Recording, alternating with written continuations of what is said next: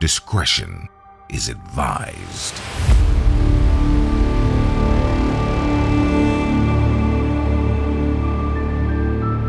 This is 10-Minute Murder.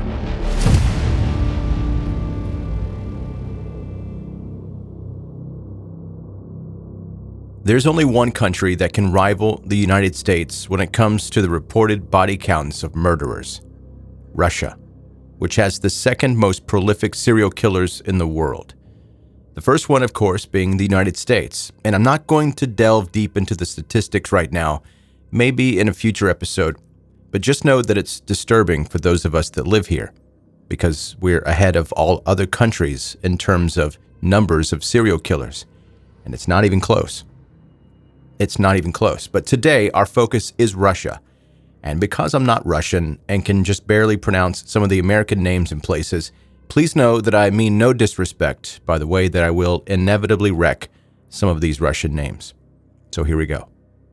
Cherepovets, a city in northwest Russia, sits in the shadow of one of the country's largest steel mills. It contains pockets of wasteland with half-demolished buildings left abandoned because of legal issues. Throughout the day, smoke from the steel plant's chimney covers the entire sky. In 2004, Cherepovets became the perfect place for a serial killer to hunt undetected. The first girl went missing in February of 2004. Marina Ostrovskaya was 17 years old, and she had plans to meet up with her boyfriend's parents on the evening of February 4th.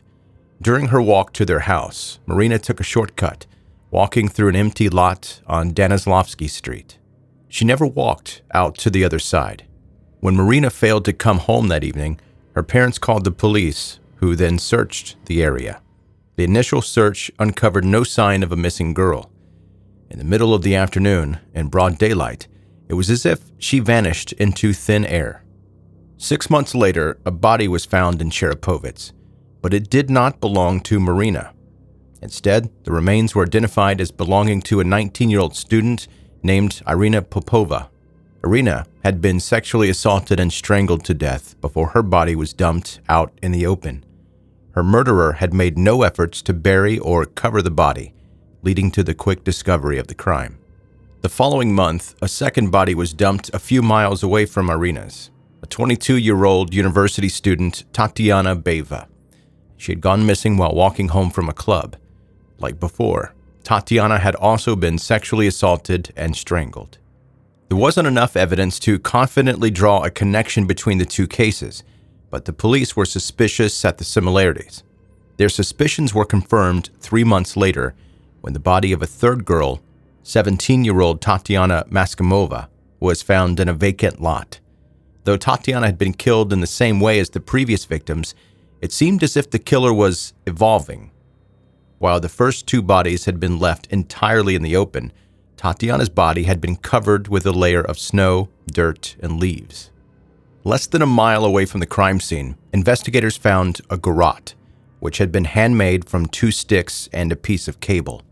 The DNA on the garrote matched Tatiana Maskamova, and for the first time, police had found a murder weapon. It suggested that the killer hadn't just changed the way he disposed of his victims, he had also changed where he killed them. The first 2 victims had been abducted, killed, and then dumped in a separate location. It seems that Tatiana had been killed very close to where her body was found.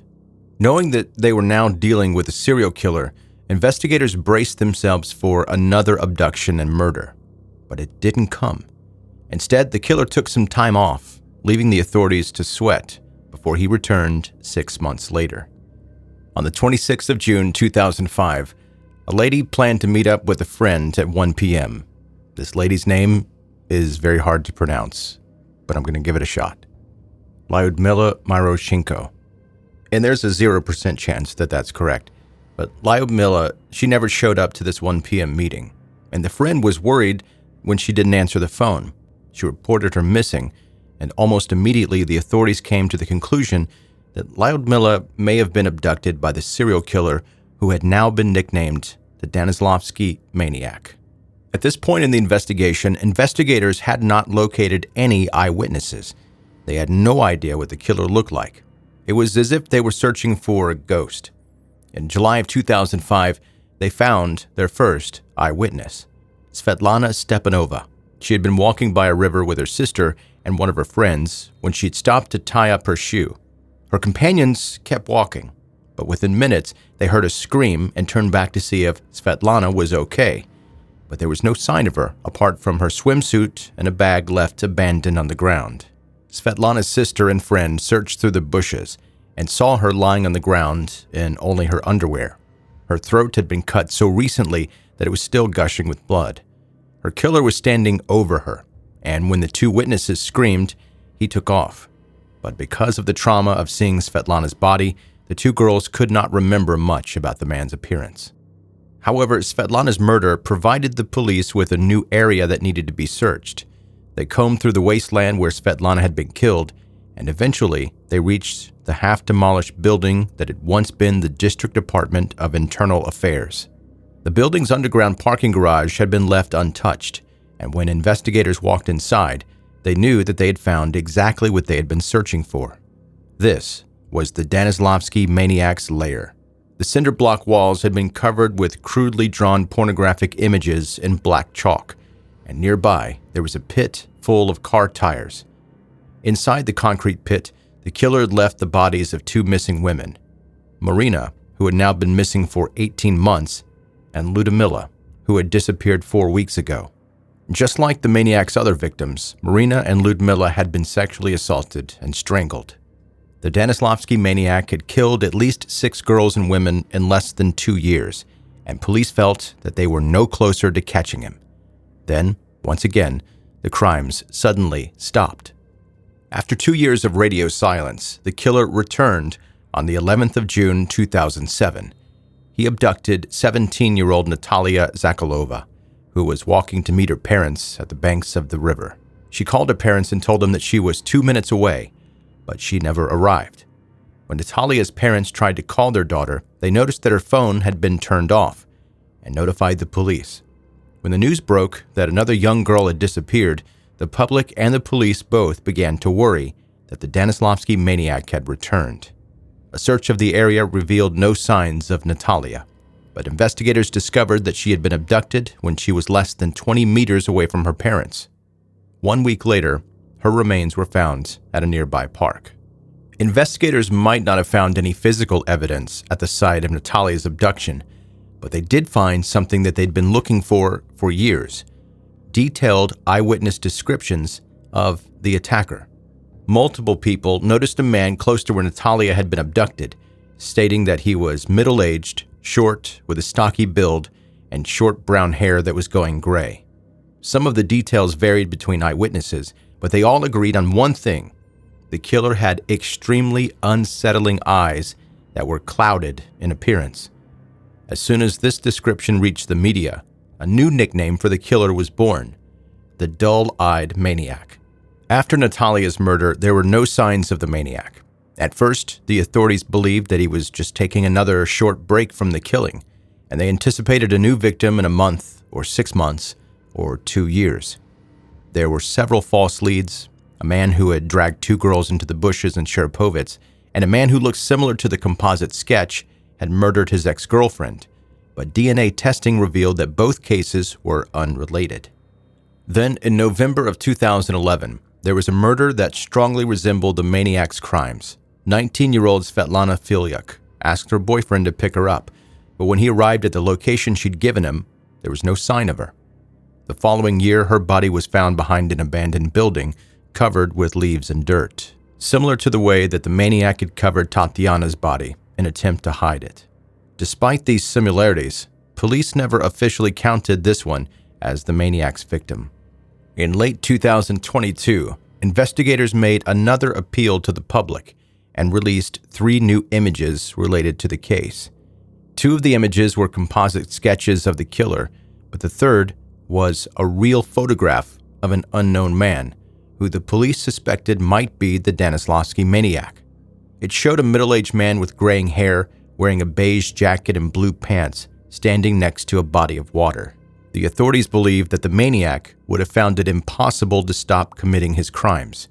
If the murders have truly stopped, he is most likely either in prison or dead. And if he is still alive, he might have fled the country or changed his MO. But wherever he is, no doubt he is still searching for his next victim.